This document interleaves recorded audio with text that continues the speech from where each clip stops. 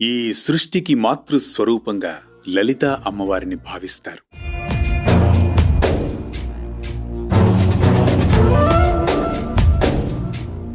ఆ అమ్మవారి మహత్తును తలుచుకునేందుకు, ఆమెను ప్రసన్నం చేసుకునేందుకు లలితా సహస్రనామం ఒక గొప్ప సాధనంగా ఎంచుతారు. లలితా సహస్రనామం ఆరంభంలోనే ఓం శ్రీమాత, శ్రీ మహారాజ్ఞి, శ్రీమత్ సింహాసనేశ్వరి అనే నామాలు పలకరిస్తాయి. ఈ మూడు నామాలు కూడా సృష్టి, స్థితి, లయలకు ప్రతిరూపంగా కనిపిస్తాయి. ఆపై అమ్మవారి వర్ణన, చరిత్ర, మహత్తు అన్నీ క్రమంగా సాగుతాయి. ఒక్క మాటలో చెప్పాలంటే ఇది అమ్మవారి పురాణం.